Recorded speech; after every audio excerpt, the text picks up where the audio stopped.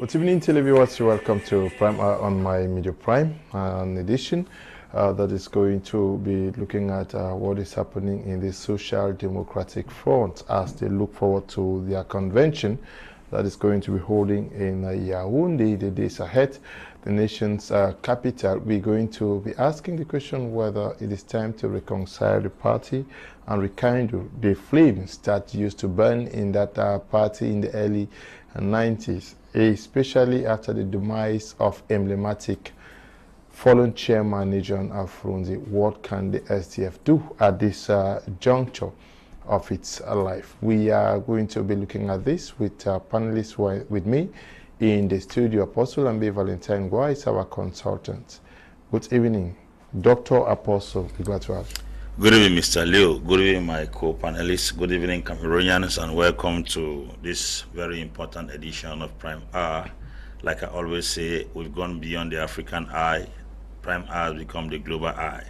My travel around the world has given me the conclusion that Prime Hour is highly celebrated across the globe. Stay tuned to your screens as we bring you very important discussions tonight. We also are in the company of Dr. Michael Ndimancho, who is a core civil society member in Cameroon and Africa as a whole, but also a lecturer with some universities in Cameroon. Good evening, Doctor. Glad to have you. Thanks so much, Mr. Leo. It's a pleasure to be here. And please permit me be able to recognize someone. Of course, a person who I'm recognizing is part of Prime Hour. I'm talking about Dr. Richard Munang. We celebrate Cameroonians who have made strides in the world. He's moved up the ladder and with the US monitoring the environment. Environment is a key sector now in the world. And if a Cameroonian should be chosen to head that very, very important department, an issue that touches the world so much, means that utterly it is true merit. And I'm giving my special regards to Dr. Richard Munang, and we pray that that academics that he has always shown his prowess in may be reflected in his new position. Good evening to all the viewers of my Media Prime and Prime Hour. Okay, congratulations to you, Dr. Munang, who is who was appointed yesterday to head a very important department at the level of the United Nations in Africa. To be precise, just to note that he is the first African to hold that position. We also in the company of Alex Ngeupi, who was recently elected as the Communications Secretary for the Social Democratic Front for the Littoral region. Good evening. Welcome. Bonsoir. Bonsoir aux millions de spectateurs de télévision sur ce jour. Bonsoir aux sociodémocrates. Bonsoir Camerounais. Bonsoir à la grande famille SDF. Surtout un bonsoir très appuyé au bureau régional du SDF, donc le président et le secrétaire et l'ancien maire, M. John Fru Ndi, et donc je suis le porte-parole. Un bonsoir aussi à tous ceux qui sont candidats à l'élection aux différents postes pour le SDF au niveau du national. Donc je dis un bonsoir au l'honorable président, je suis au choix. Un bonsoir à tous les autres, lui Nolinga 2 qui est candidat de la vice-présidence. Un bonsoir également au sénateur qui est candidat, à tous les autres que j'aurais omis. Okay, thank you very much, and we're glad you accepted our invitation. But we also are going to be having very brief interventions from John Henry, who is also a very key member of the Social Democratic Front. He's going to be telling us what the party has been doing as far as reorganizing itself for months now, to how prepared they are for the convention that is going to also provide us with an opportunity to know the new leaders of that political platform. We are starting with your Apostle Ambe Valentine. The Social Democratic Front has is one of the parties that has left Cameroon's political life for the past 25, 30 years, to say that it is also a time for stock taking, rethinking and redesigning the policies and way forward? Yes, Mr. Leo, SDF has been a party, as a matter of fact, the major democratic party in the nation that has actually fought seriously for a lot of political reforms in Cameroon, and a lot of things have been put in place because of the SDF political party under the emblematic fallen hero, late John Fru Ndi, who happens to be the most courageous political leader I've seen in the country, who was able to put aside every odds that came up within that period and then face the government of the day and brought the SDF to the limelight. And that has been a very, very great contribution on his part to the political sector in this country. And SDF became the major political party also that entered into the parliament and the Senate also to make decisions for the nation. And after the death of John Fru Ndi, one of the things I've admired so far is that some political parties die when the leader dies. But since John Fru Ndi died, we've seen SDF coming up stronger and better, more organized, more structures are being put in place. They've been going around from district level to regional level to divisional level, setting up regional heads, secretary, and other bureaus being put in place. We've seen videos as well as photographs from different cities and towns in the nation of Cameroon, how SDF is setting up the structure while preparing for the national convention. I think the legacy of John Fru Ndi in that party should not be minimized, because he has actually invested in a structure that even his departure could not bring down the party. So I respect SDF for that, because we've seen in other countries and even in Cameroon some political parties that are centered within or around an individual. Once a person is no longer there, the political parties have no existence. But I was thinking that the death of John Fru Ndi would have caused serious brouhaha, chaos and anarchy or pandemonium in the SDF, but rather it's not the case. Instead, we are seeing the party waxing stronger, getting better. People are even decamping from other political parties and joining the SDF, and we keep seeing them setting up structures every day and getting things better. So I think they should be applauded for that, because a leader is not known until he dies. Okay. Dr. Michael Ndimancho, are you following up what is happening within the SDF? Is it time also for them to take stock and look at where they faltered and see the need to change things? Yes, of course, Mr. Leo, it is a time to go back to the old memories of the SDF that we knew, with the slogan of "Suffer, don't finish," and that SDF that had as liberation theology, that ideology of getting to the hem of the state, that party that defied all odds in 1990 to come up losing or spilling blood to say that we have come because we have heard the cries of the people. So you see, for them, for the SDF, it was only meaningful, change was only meaningful if they could change Mr. Biya at the helm of the state, whom they thought had overstayed his stay at the Unity Palace, and they thought that he had gone out of ideas, and therefore the slogan of Biya must go was one of the things that pulled a lot of people. And that crowd that they pulled during that period shows that people were already tired with the reign of the CPDM at the helm of the state. So, but unfortunately, as time went out, we realized that the SDF remained buried in that liberation theology than transforming into ideological philosophy.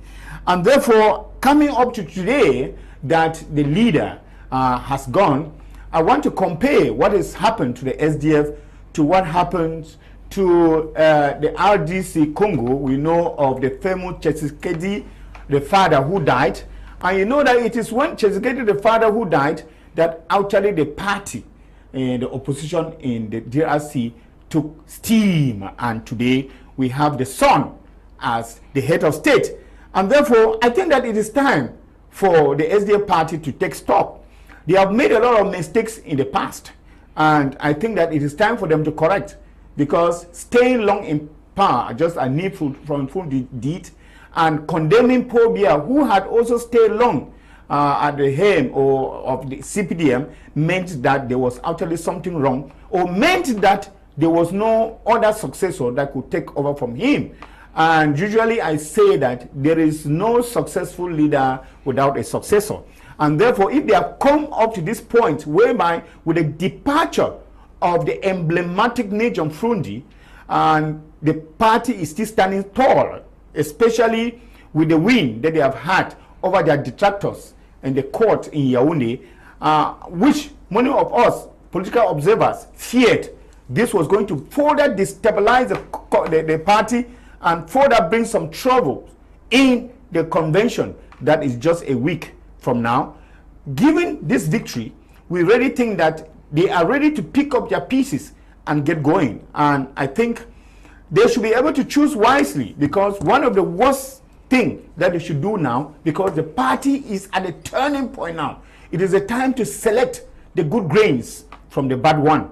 And one worst thing they should do is selecting a leader who is not sustainable, a leader who is not tolerant, a leader who is not flexible, a leader who is not visionary. And therefore, we expect the heads and the minds of the SDF to come together to be able to vote out of conviction and not out of fear, and not out of bribe, and not out of favor. And therefore, looking at the past, the journey they have taken up to now, it is a long journey, over 30-something years.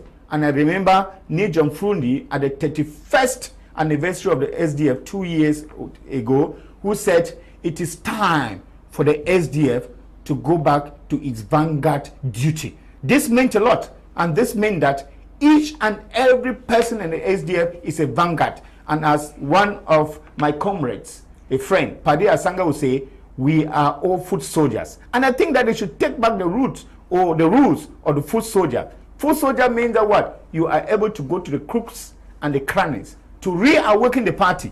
It should not be an elitist party any longer. It should be that party of the hinterlands, that populist party. It is a social democratic party, and therefore it is a party of the masses. It is a party of the people. And some of the most important people to regard and to look at when it comes to a social party is the people of the root. And therefore, this is the time for them to pick their pieces. Alex Ngeupi, the Social Democratic Front, is also in court with some persons as they look forward to having their convention. A decision was rendered today in Yaoundé in favor of against those who took the party to court, to say that there are also some things that needs to be tidied up around the party so that everybody feels at home.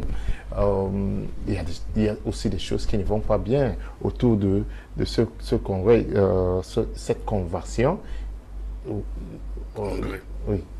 Oui, il faut dire que d'abord il faut féliciter la décision qui a été rendue aujourd'hui, mais vous savez, ceux qui ont rendu cette décision sont aussi ceux qui nous combattent. Il faut qu'on le dise, sont nos adversaires, parce que cette décision aurait été encore plus belle si notre justice était une justice vraiment libre, mais bon, on tient à dire, ok, on a pris note de la décision qui a été rendue, mais ce sont les camarades du parti, ceux-là qui sont partis, qui se sont fait auto-exclure et qui ont beaucoup œuvré à faire du SDF, ce que SDF est aujourd'hui. Donc, Madame la secrétaire générale, Maître Adeline, je en ai rappelé qu'il faut qu'il retourne, qu'il rentre à la maison.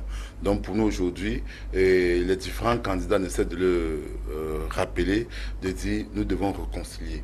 Il faut que tout le monde rentre à la maison, car le SDF est un très grand parti. Je tiens à vous rappeler, à vous dire que lors de la convention élective, de la conférence élective de l'Ouest, qui a eu lieu à Baham, de ce côté-là, vous avez déjà la mairie de Bafstam premier qui est par le SDF, ou le maire actuel, qui est un dissident, qui s'était fait exclu, a demandé à revenir dans le parti avec plusieurs maires adjoints. Donc c'est une information que je peux vous dire. Donc actuellement en interne, il y a des transactions qui se passent. Nous espérons que plusieurs de nos camarades vont revenir à la maison et qu'ensemble on va construire. C'est aussi important de dire que la particularité du SDF, qu'on doit savoir dans l'auto-exclusion, les démissions, c'est que le SDF dans les statuts, quand vous êtes exclu par un organe et que le NEC, qui est l'organe directeur du SDF, entame l'exclusion, vous avez 31 jours pour faire appel de votre exclusion au Congrès. Mais votre exclusion est effective. Donc, 31 jours, vous saisissez le NEC afin de l'Assemblée générale pour faire part d'une requête que votre décision doit être examinée par le Congrès. Dans les 2400 délégués dont moi je fais partie, ce jour donc, pour ceux qui ont été exclus, vous comprenez, ce jour, nous sommes le seul parti commun qui le faisons. Ce jour donc, le parti statue, les membres, les 400 délégués vont statuer par voix, par vote. Il n'y a pas de débat, il n'y a pas à dire est-ce que vous avez tort ou vous avez eu raison. C'est nous donc qui sommes souverains, qui représentons la base du parti. Nous allons donc statuer par vote. On peut donc rejeter l'exclusion, la décision qui a été prise par les organes inférieurs, parce que le Congrès est l'organe supérieur du parti, c'est le plus grand organe du parti. Donc, il faut donc rejeter cette décision-là et annuler votre exclusion. De facto, vous redevenez militant. C'est le seul parti qui l'autorise. Ailleurs, quand vous êtes exclu par l'organe directoire, dès que l'organe directoire a entérimé votre exclusion, vous ne revenez plus. La seule façon pour vous de revenir, c'est de faire une demande d'excuse qu'on vous réintègre. Donc, c'est maintenant l'appréciation du même organe directeur que vous exclut. Au SDF, donc, c'est le Congrès qui est le dernier mot pour l'exclusion. Et maintenant, quand vous êtes exclu par le Congrès, vous pouvez maintenant saisir à nouveau le NEC par une lettre d'excuse, demander pardon à vos camarades, après avoir saisi le Congrès. Et là, ceux-là dont vous excluez pourront donc analyser si vous reprennent ou pas. Donc, vous voyez donc que c'est un parti vraiment socialiste, parce que c'est des choses qui sont ça, parce qu'on ont été exclus. Donc, s'il avait que lors du Congrès, nous n'avons pas encore les dossiers des questions qui seront débattues au Congrès, mais c'est que pendant les 2 jours que le Congrès aura lieu, que nous, les délégués, que nous sommes, parce que je suis membre du bureau régional et que tous les membres des bureaux régionaux sont d'office membres du Congrès, font partie des grands électeurs. Chaque circonscription électorale, les membres des coordinations sont les grands électeurs. Et les membres qui sont là, donc, voilà. Donc, tous les membres des bureaux régionaux que je suis, donc je suis grand électeur, ce jour, donc, nous allons donc voir des questions à débattre. Si une personne qui a été exclue et qui a saisi de secrétaire général pour études au Congrès, nous allons passer par voie de dire, si je peux vous dire que mes camarades sont partants pour les réintégrer dans le parti. Donc, il faut dire, moi déjà, je suis partant pour donner une motion de soutien, que ceux qui ont saisi le Congrès puissent rentrer le parti. J'espère qu'ils ont soutenu le Congrès. Donc, pour dire aux gens que les gens qui ont pensé qu'il y avait une pistation du SDF, oui, c'est vrai, l'autre gouvernement tente toujours à diviser les partis politiques, donc le SDF également, mais qui se disent que le SDF, il n'y a pas de SDF, il n'y a pas de SDF pro X, pro Y, il n'y a qu'un seul SDF. Sauf à donc finish. Et nous disons, la souffrance doit finir au Cameroun. Et nous réinvitons encore nos camarades qui, à ce moment, ont été plus ou moins fâchés, ont pris des positions, des postures qui n'étaient pas peut-être en faveur de ceux qui dirigent le parti aujourd'hui. Nous leur demandons, et par ma voix en tant que porte-parole des militants du SDF dans le littoral, je leur demande, avec le bureau conduit par monsieur le maire Job Kwanam, président régional, nous leur demandons de revenir à la maison, de saisir le Congrès, l'Assemblée générale, le Congrès à travers notre SG, qui reviennent, nous ferons tout pour qu'ils rentrent à la maison afin que nous puissions combattre l'ennemi. L'ennemi, en fait, l'adversaire, c'est le RDPC, l'adversaire, c'est la pauvreté, l'adversaire, c'est la guerre aux eaux, l'adversaire, c'est la famine, c'est le manque d'emploi. Okay, Apostle Ambe Valentine, rebuilding the old fleets that the SDF carried after the demise of Ndimancho Fru Ndi, is it going to be an easy task, and how do we go about this, getting new militants? Yes, Mr. Lo, everything rises and falls on leadership. I think the former leadership of SDF did a great job so far. Ndimancho Fru Ndi did his best as a leader, even though he had his own shortcomings. There is no leader without shortcomings, but to the best of my understanding, if I have to rate Fru Ndi on 100, I think he scored at least 80% being a leader of this party. Number one, he has been very democratic and he respected the principles which he preached. He was democratic to some extent, even though some people criticize him for overstaying in power as chairman. He was democratic to some extent because whilst he alive, he dropped down being the presidential flag bearer of the political party, and also towards the end of his days, he also intended to drop from being the chairman while he was still alive, which is very difficult to find out in other political parties in Cameroon, except the PAP. We have seen something like that from Justice Ayapo. Coming back to this generation, I am sure there are persons who work with John Fru Ndi in the past, like Osi Joshua, Golden Zaman, who are the ones contesting right now for chairmanship in the SDF political party. I just want to believe that the party needs a different narrative right now. It needs a different spirit, a different leadership spirit right now. They cannot go from where from the end I want to duplicate what he did, because as a matter of fact, towards the last days of Fru Ndi, SDF was gradually sinking. They need somebody that can come out with a new spirit to revive the party, and that would demand a new structure in leadership, a new leadership approach, and a totally different protocol in operating as a leader in the SDF party. I think fresh young men are in the party who have the capacity to drive the party. They should pick them. They should not bother about who has been in the party for too long, because sometimes we follow longevity. Longevity is not capability. Longevity is not how do I put it, excellence. It could be that some younger persons are in the party that can inject energy in the party, and this convention coming up that they are trying to elect the new chairman of the political party, I think it's going to be a very serious one. It's going to be a challenging one, because the two individuals who are contesting are loved by the party. The two individuals who are contesting, they are also celebrated by the party members. And like Ngeupi said, 2,400 delegates are supposed to be the ones to vote. They're in the electoral bureau to vote the person that is going to be the next chairman of the political party. I think it's going to be a very serious challenge, because from what I've been following, the campaigns going on, a lot of people are talking well about the two leaders, even though there's a lot of controversy about some other persons who are contesting for leadership in the party. But that's politics for you. The truth is, at the end of the day, the better person will carry the day. And I believe that SDF needs right now a leader who has to change the perspective of the party and be able to drive it to a point where it can win the trust and confidence of Cameroonians again, because SDF had lost trust, confidence, and the kind of reliance Cameroonians had on the SDF in the year 1990, 91, 92. So somebody has to come to fan aglow the flame and the embers that are dying gradually in the political party. So I think we need a very vibrant and very committed leader that has a fire in his bones to light up the party again.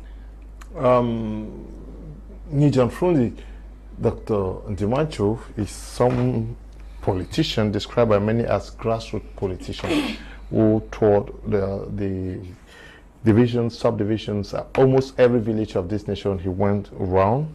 Are we going to find such a person in the candidates who are presenting themselves? That is that grassroots politician who can easily identify himself with the bike riders in Tarikon, who can easily move down to these ladies who are selling in the markets around Douala, Yaoundé. There was a particularity of John Fru Ndi. The biblical, I know my sheep and my sheep know me. They listen to me. They know my voice. That was what we described John Fru Ndi to be. A visionary. Somebody, I mean, I don't think there's any division in Cameroon where John has not touched. All the villages. All the villages, in effect. And you used to see that kind of, zealousness with which people welcome this man. And then you ask yourself, who is really he? You know of that kind of a metaphysical attachment that they put John Fru Ndi in. People began to say that this man is not a simple man, that this man is not really a physical man, that this man has some powers. Because people couldn't understand what he was using to galvanize, to get people, to get women come out to the street. I do not want to compare his entry to Douala sometime to the entry of Jesus to Jerusalem. I don't want to do that. That wouldn't be right biblically. But I think that, literally, I just want to use to say that when John Fru Ndi entered anyway, it was like everybody was aware that somebody was coming. And therefore, having known somebody of that nature, and this explains too why John Fru Ndi will stay on in power on and on, because you saw a man who kept on thinking, with all this trust that these people have given me, with these sacrifices that the people, the militants, the mothers, the fathers, the children have actually entrusted in his own person and in the party, the CPDM, the party which was born out of, sacrifice. This SDF. The SDF. Mm-hmm. And then he asked himself, if today he leaves this party in the hands of a hoodlum and the thing falls down, he is going to be blamed. And that is the more reason why there was that issue of the Article 8.2 that people didn't know. It was much more than people even think. Because that was the thought.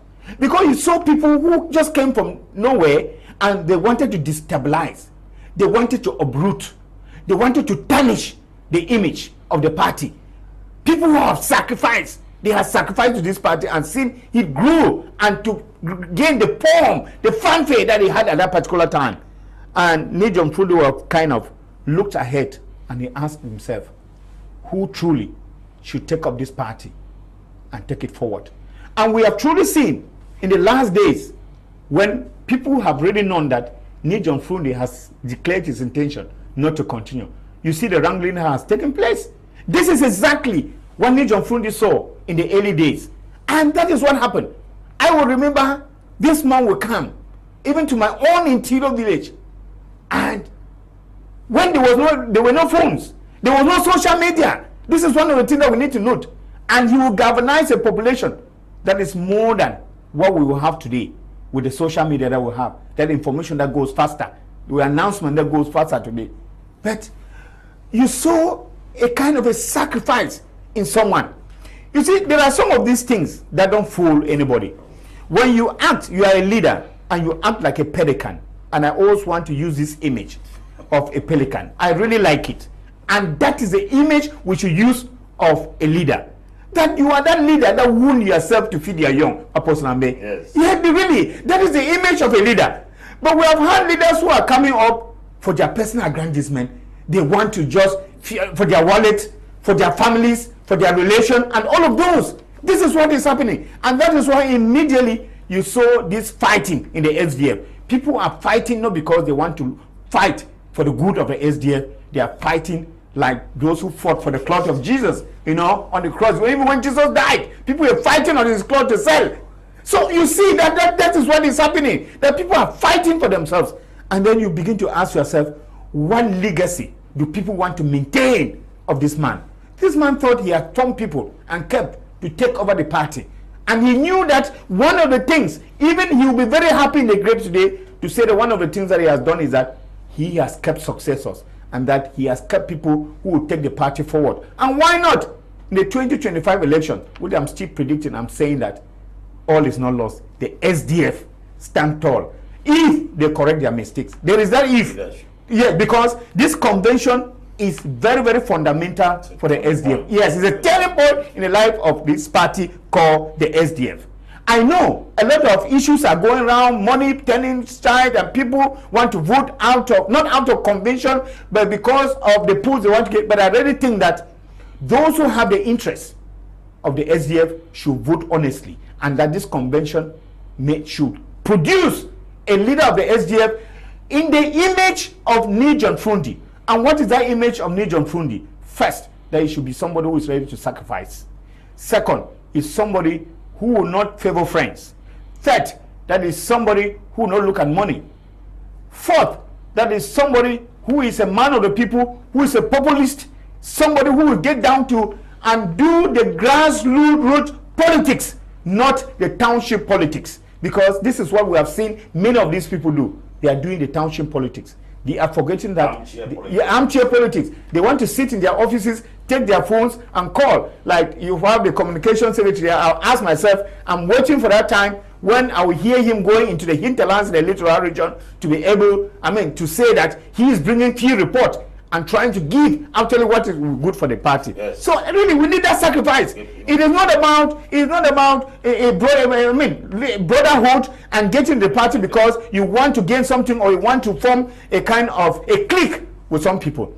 And I think they should turn the page of that wrangling with the other people who have decided to leave the party. Well, we say that they have been driven away, but from the communication secretary of the littoral, we hear, okay, they still have the possibility to come and say, okay, we are members of this house. And I think that exactly one of the most important aspects of leadership is humility.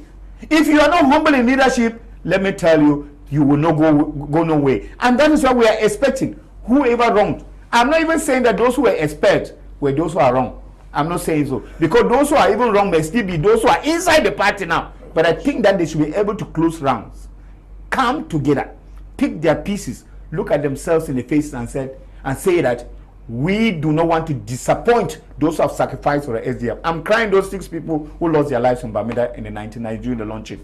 Are they saying that those people made a mistake and that the families have suffered up to today and that they made a mistake? People will come and use this SDF party now and they are twisting around and playing the judo with the SDF party. So I think, talking about the grassroots, this is what the Socialist Party is all about, that it is a party of the grassroots, and that the SDF should go back and start from the grassroots, from the household, from the village, from the divisional level, from the divisional level, sub-divisional level, divisional level, and then the regional level. And then you'll be sure that in 2025, they will have good results. Okay, Alex Ngeupi.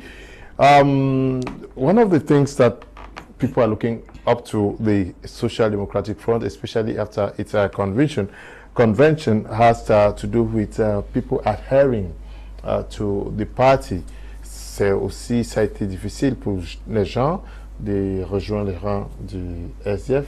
On sait qu'il y a beaucoup de mouvements politiques qui sont venus, qui ont fait partie des gens. Est-ce qu'il y a déjà cette stratégie de faire revenir les anciens et surtout ceux qui n'ont jamais cru au SDF?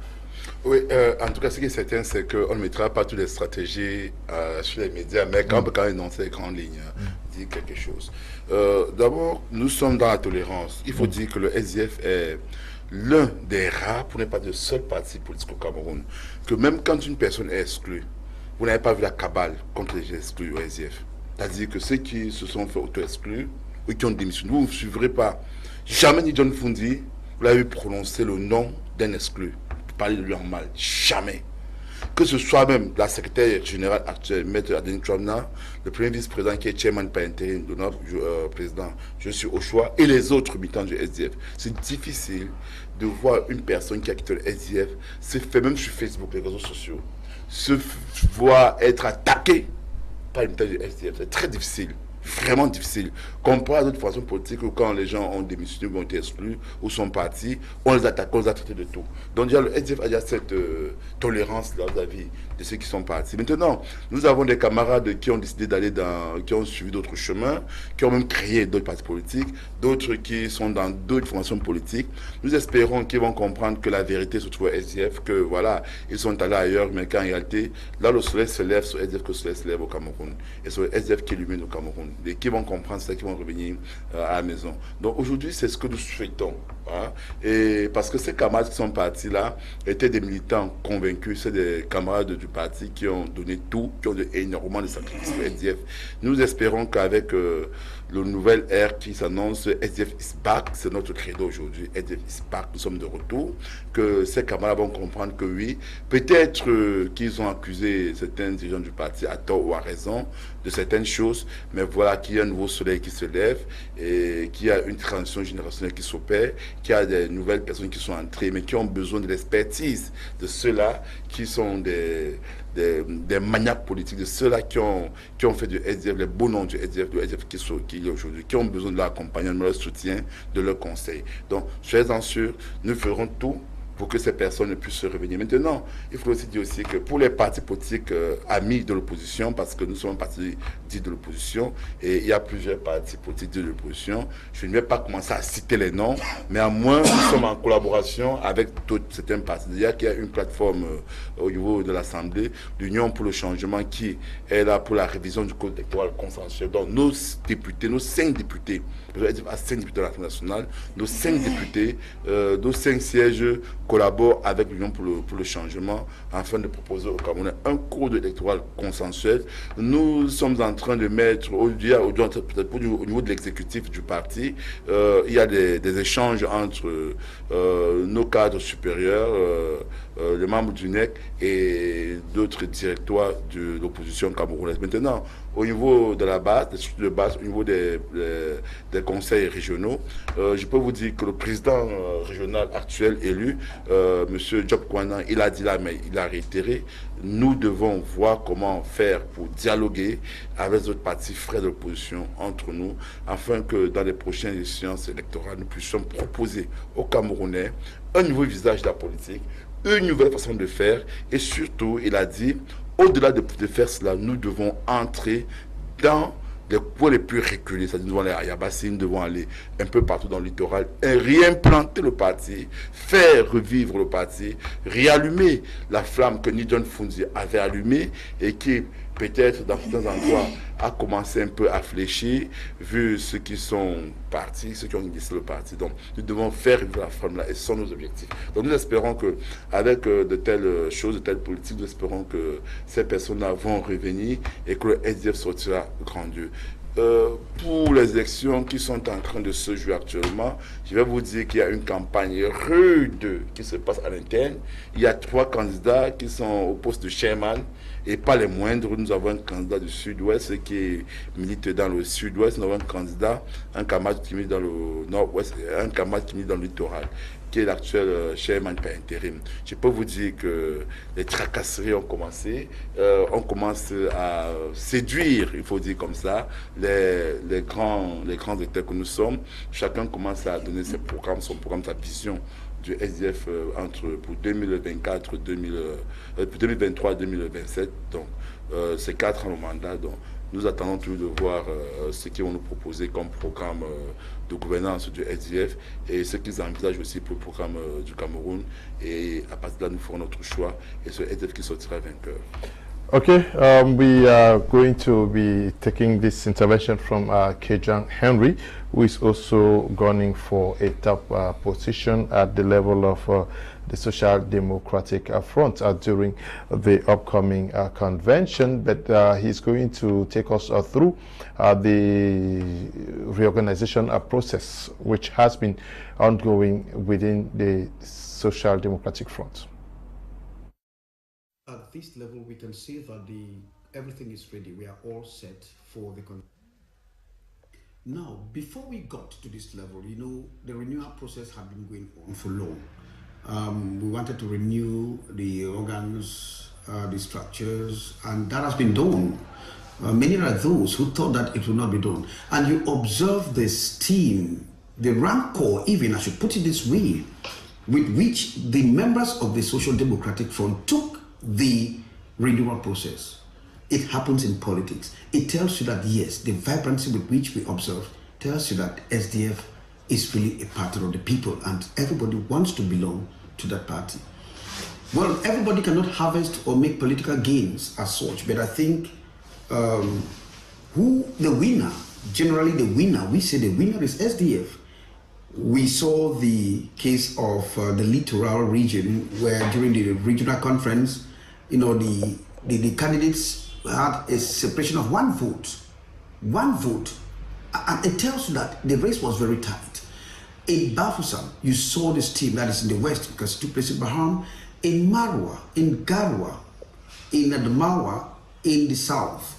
And you see there is this rejuvenation of the party with young people coming up, vibrant, because we should not fool ourselves. It is 33 years counting that we have known SDF. Cameroonians have known SDF. And it is obvious because SDF is a party that is so dynamic for renewal, for rejuvenation, you know, trying to, the members, you know, take cognizance of your attitude, and the text takes cognizance of your attitude. Nobody fires anyone. And the text still makes provisions for that person who is in conflict with the law of the party to come back. And the only avenue that you and I know, Leonard, is the convention. That is where those things are addressed. Yet, and I want to remind some of us, our colleagues of the press, that sometimes, and I've always said it, if you doubt anything, move to the party and ask questions. Look for the text, refer to the text. And as I speak, because tomorrow some people will come up, I'm talking about the press, they will say no, people addressed their appeal and they were never accepted in or they were rejected by the National Convention. But you know that those things have deadlines. It's just like one journalist asked a question during the press conference. Why? Because he got up and said, why will the party not accept that people could deposit their document even at the last date of the convention? It looks stupid. I know you're laughing. It looks stupid to come from a journalist. Because the party has text, even from observation that you and I know. We've managed elections at different levels. It sounds stupid. I'm sorry to say this, that it should come from a journalist. Not to know that there is a time limit or a deadline for everything. Even in the news, even in the newsroom, there is a deadline to submit certain reports. So why would a journalist get up and say, why could it not open for candidacy to even be dropped right even at the eve of the elections? It doesn't work like that. When will you prepare everything towards the elections? When will you prepare the gadgets? When will the investiture committee sit and analyze those things? If there are appeals, what is the time? So I think it is an appeal that I'm making to you, the press, to make sure if you doubt anything, come to us. Come to us. We will explain it better and then we will relay it, because our role is to educate the public, give them the information that they need. So we have been moving toward the process. The process was all good, and I can assure you we are already there. Whatever errors there might have been, I think those things will be corrected when we sit after the convention. Okay, Kejang Henry, thank you very much, who is also going to be running for the position of National Communication Secretary for the Social Democratic Front. We are wishing you the best as our colleague also, who is making strides in the political sphere. What was the article? Article 8? 8, yes. You know, Article 8.2 is part of Cameroon's constitution, or SDF constitution. It's SDF. SDF. Is it SDF? Yes. 8.2 that actually is used to tell somebody that you no longer are respecting the constitution of the party. So you have to leave. Yeah. That was when that was what John Fru Ndi applied before he dismissed the. How do they call that 27? Yeah, the G27. Yes. That's the G27. Yes. Yes. Well, Mr. Leo, every party has its constitution, and the constitution must be respected.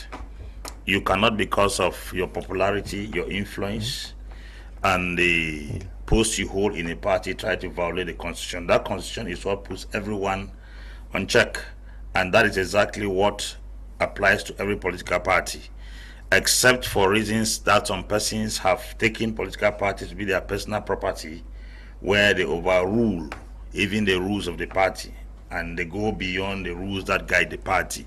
We've seen in cases like that in other political parties in Cameroon. Without fighting any political party, I will not want to mention the names of political parties where the individuals are alpha and the omegas, and the constitution does not count anymore. But if that Article 8 of the SDF was applied to discipline the G27, I think it's the constitution must be respected. And now we just heard Kejang Henry saying there that the SDF does not reject people, the SDF does not despise people, the SDF is a peace-loving party, the SDF is still open. Like Ngeupi said here, the SDF is still open for any other person who has made a mistake. If the person is humble enough to come back and then apologize to the party, things could still be fixed. Yes, that is true. But you see, there are some certain things that when they happen in a political party, my problem is that those things are not supposed to come in the public. There are issues that political parties can manage from behind, and then it does not, so that it does not escalate, and then public opinions begin to come into it. If at all they had treated the issue with the G27 with a lot of discretion, it would not have escalated to where it is today. And I want to believe that there will always be factions in political parties, and it takes a very skillful and tactical leader to be able to bring people back together when they go out of party protocols. Sometimes when we overreact and allow our emotions to override our reason, it kills the steam and the energy in a political party. And I think that's one of the things that the SDF made as a mistake when it came to the issue of the G27, because without mincing words, Honorable Ninche has been also a very strong voice in the SDF, and such strategic individuals should not and wouldn't have been allowed to leave the party in that kind of manner.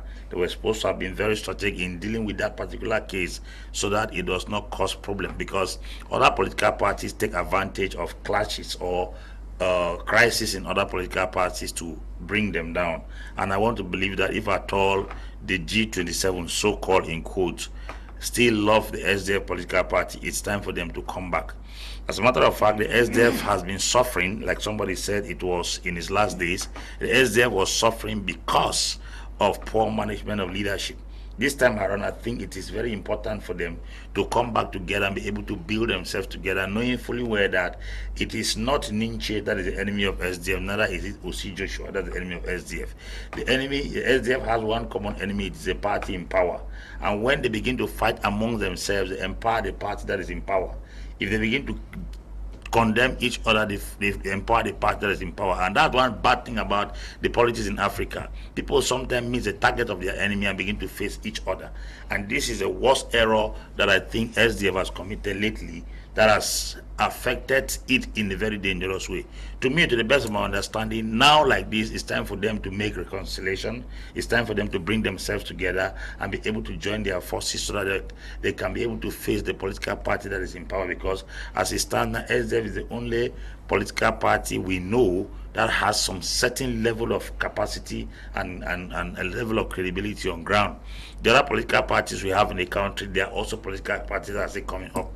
They are fledgling political parties. They don't even have that stability on ground that SDF has. And one other thing I also wish to say is that SDF should not go with tribalism, it should not go with nepotism, it should not go with regionalism. They should look for somebody at this level right now, knowing fully well that any man who is drowning, even the tail of a snake becomes the last resort. And that tail of a snake should be the ideal leader whom they think can take SDF and take it back to where it used to be, like it used to be in the 90s. As a matter of fact, many persons also lost their confidence in the SDF because they became grieved and angry with John Fru Ndi. But now that John Fru Ndi has changed or has gone out of leadership, I think the new leader should be able to harness every resources available, from human to financial and every other resources, to make sure the party gains esteem and revamps the confidence and the faith and the hope of all those who lost confidence in the political party. It has to do with the person who is coming up as a leader this time around. And I'm urging all militants of the SDF political party, stop voting who know who. Stop voting regional connection. Stop voting sentiment. Try to look for that person that you know has the qualities and has the capacity to SDF that every other person that is behind the SDF will benefit. Because if we go with these political sentiments and feelings and regionalism and tribalism and nepotism, we will end up raising somebody that will keep all of us at the same spot. It is the head of a train that pulls the wagon. And if the head is not in good shape, the entire wagon that happens to be the militants will suffer throughout the days of their lives. So I think they should keep this, because if I see critically, some persons already have their candidate right now. Even if the candidate is not going to do anything, they already have a candidate in their mind.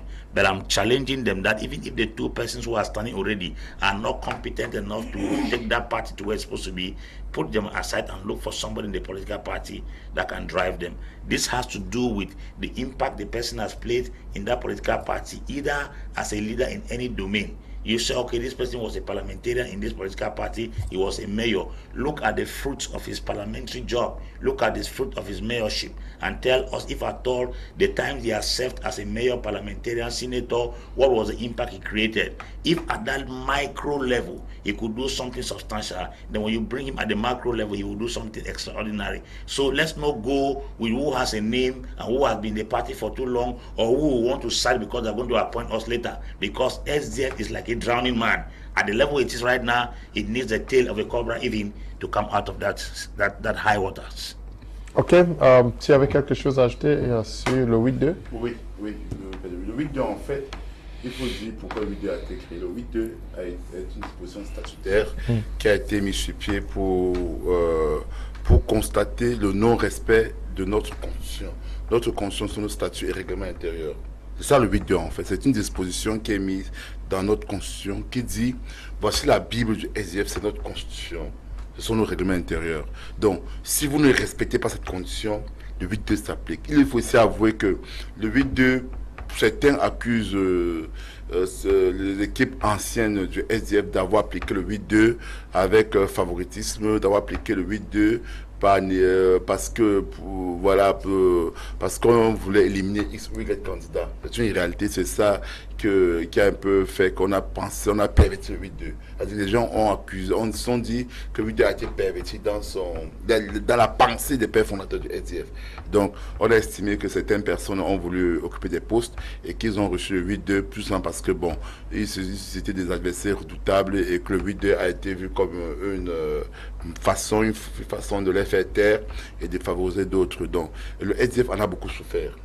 Le SDF en a beaucoup souffert parce qu'on a vu la communication passée du parti porter une communication qui ne visait pas à faire connaître les statuts du parti, mais qui visait plutôt à tuer, on m'a dit tuer, à démontrer que c'était un parti collabo, tout ça, que voilà, ça a été une communication qui n'a pas fait du bien au parti et que nous souffrons aujourd'hui. Aujourd'hui, il s'agit qu'on doit respecter le tir, on doit réajuster le tir.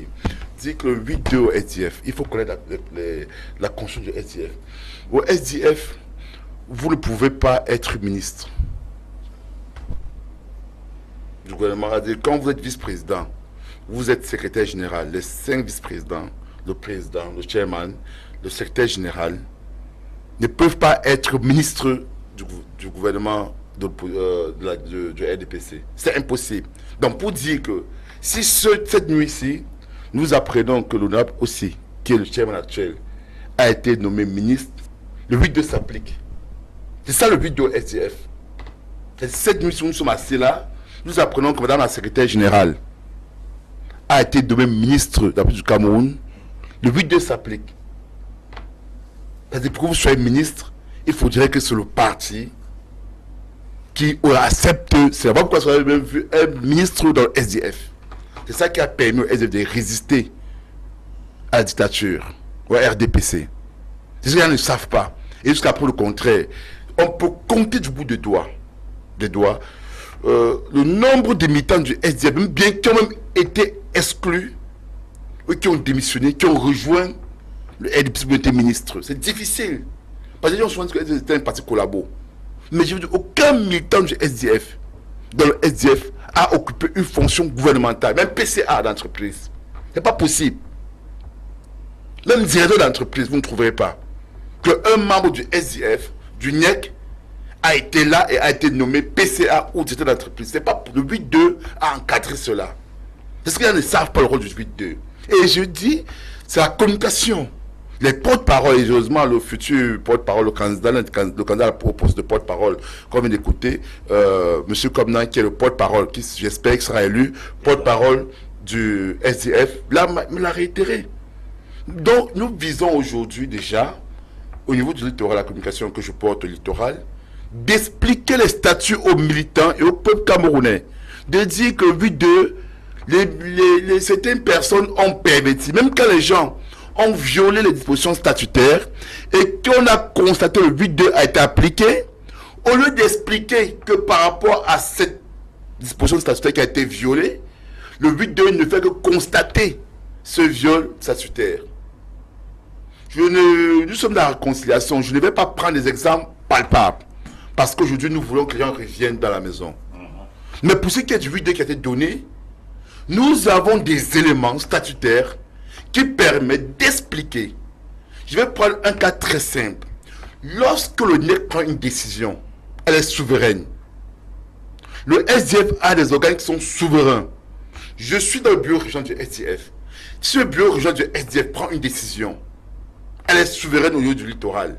Et si moi, Alex Ngeupi, membre de ce bureau, je vais contre cette décision, le 8-2 doit s'appliquer. Je suis ma personne. C'est ça le 8-2. C'est-à-dire que si le SDF a dit qu'on part aux élections, qu'on part au défilé, le NEC a décidé, elle est souveraine. Il n'y a que le bureau, les membres du conseil, et surtout le congrès, qui peut lever cette décision, dit qu'on ne part pas aux élections. Donc quand le NEC a décidé qu'on part aux élections, vous êtes un membre d'une circonscription électorale, qu'elle soit cellule, circonscription électorale, ou bien un membre de coordination, ou un membre d'un bureau régional, vous dites qu'on doit aller aux élections, au défilé. Le 8-2 est constaté. C'est ça le 8-2. Malheureusement, ce qui s'est passé, c'est que il y a eu ces cas-là qui sont produits dans le mandat passé, que le NEC a pris décision souveraine de dire qu'on doit aller aux élections.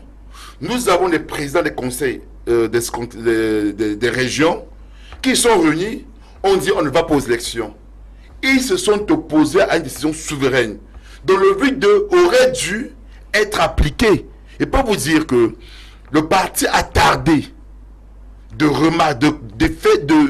constater, le NEC a tardé de constater le 8-2 parce que chairman John Fru Ndi, homme de paix qu'il était, a dit ces personnes sont des élus, ont œuvré pour le parti.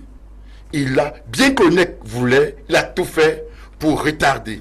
Mais à un moment, sous la pression de ce qui s'est passé, il a dû céder. La communication du parti à cette époque, je vais dire, c'était regrettable. J'étais déjà militant, mais j'étais nouveau militant. Malheureusement, la communication du parti à l'époque n'a pas su expliquer aux militants, aux Camerounais, pourquoi ces gens ont ce 8-2. Maintenant, même si 8-2 s'applique sur une disposition statutaire, nous disons l'organe suprême, c'est le Congrès. Donc le Congrès est l'organe qui peut lever toute décision statutaire, qui peut aller au-delà du 8-2, c'est le Congrès. Donc le Congrès qui aura lieu le 27 et 28, si les gens ont eu le 8-2, c'est-à-dire si quelqu'un même a été nommé ministre maintenant, et que le NEC constate le 8-2, le Congrès peut décider de dire nous sommes souverains, nous acceptons que tu sois ministre, on lève le 8-2. Vous comprenez?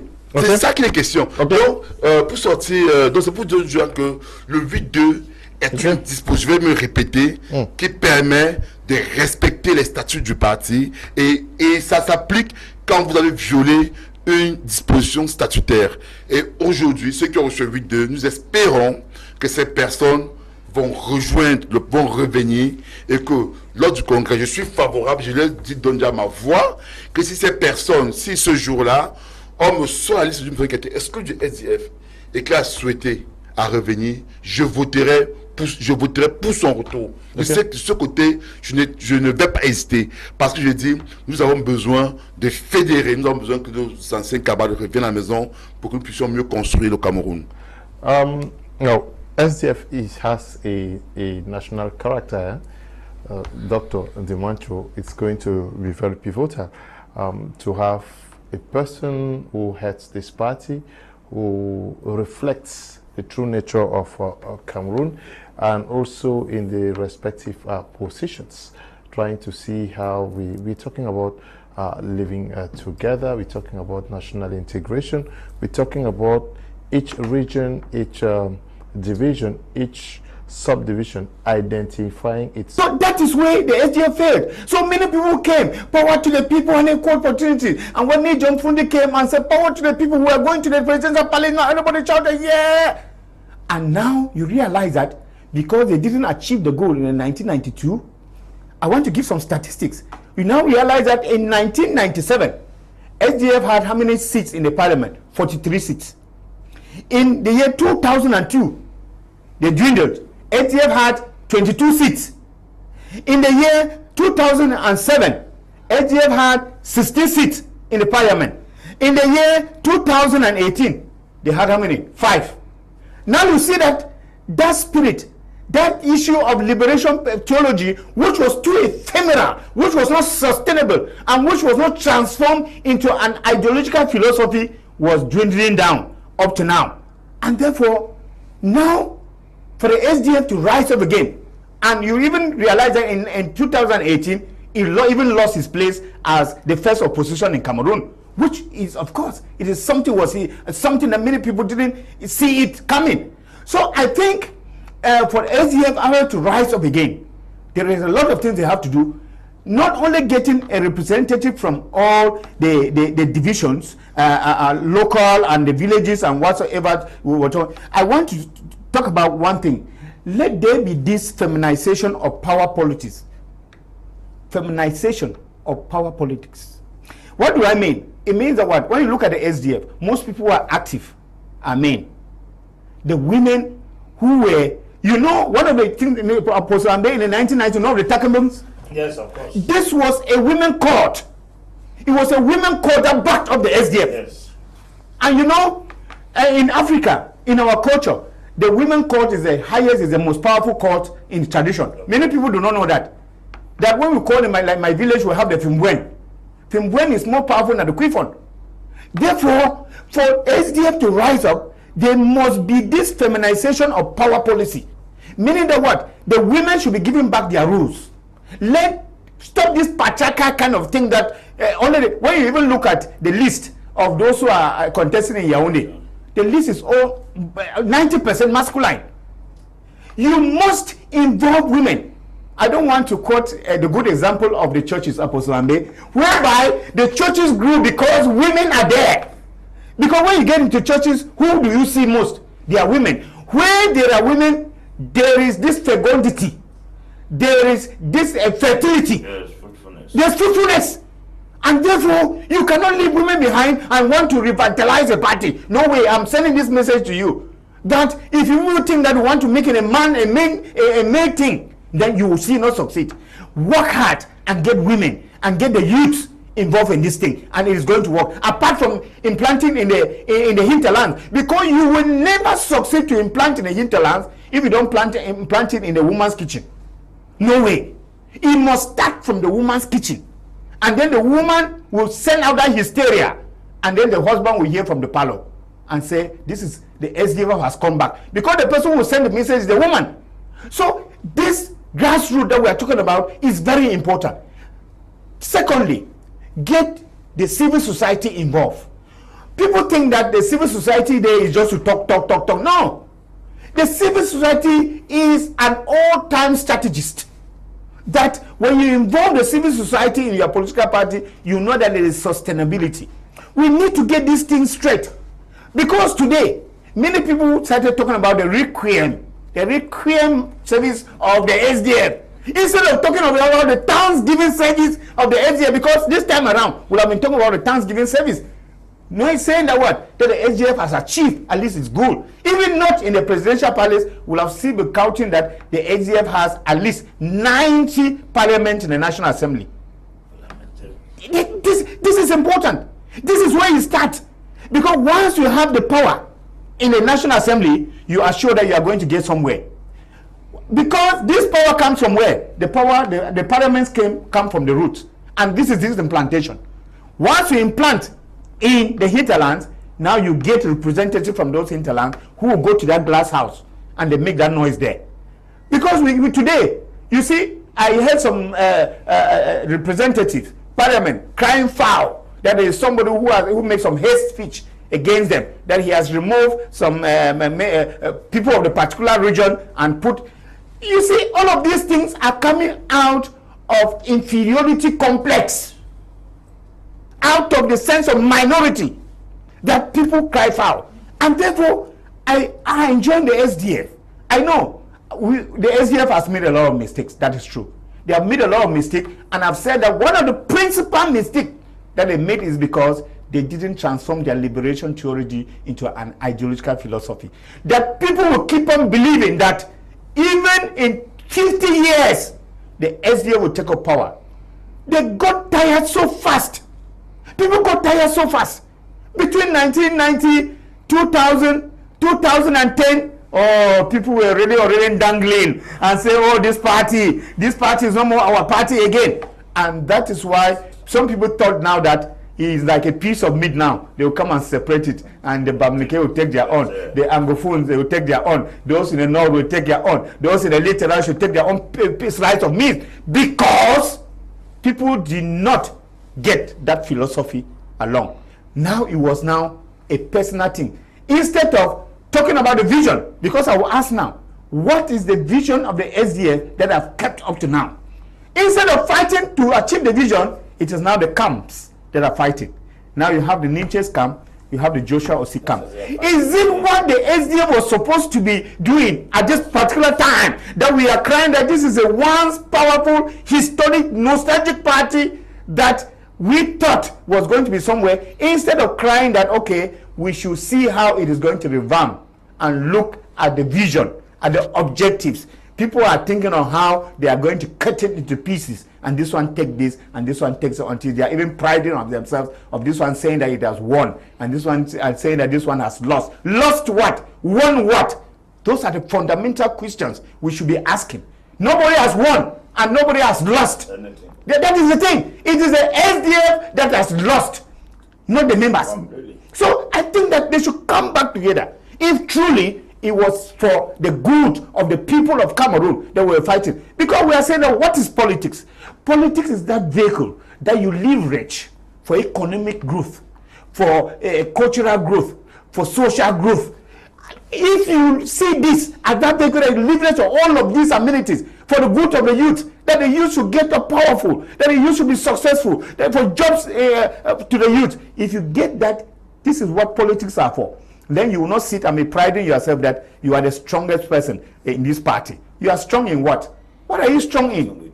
That is the thing. Are you strong because when there is this the gift that they give at the presidential power on 20th of May, they invite you? Is that what you are strong in? Or you are strong because you go behind and negotiate with a party in power, and then you keep quiet until in some party we even hear about those who say the presidential majority, my head. Presidential majority in what? This is what people want to be strong in, because they want to be identify themselves to think that they are stronger men than the party.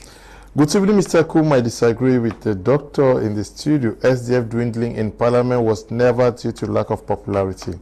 It was due to an uneven playground, period. It was a planned strategy to ridicule and downplay the party. Neba is writing from Bamenda. Good evening to you, Neba. Good evening, Mr. Leo. Yes, Article 82 of the SDF Constitution is similar to Article 47 of the Federal Constitution of 1961, which is the regulatory unlock, the tempered wit that people play with it and things crumble. My greetings to Apostle Ambe Valentine Ngwa.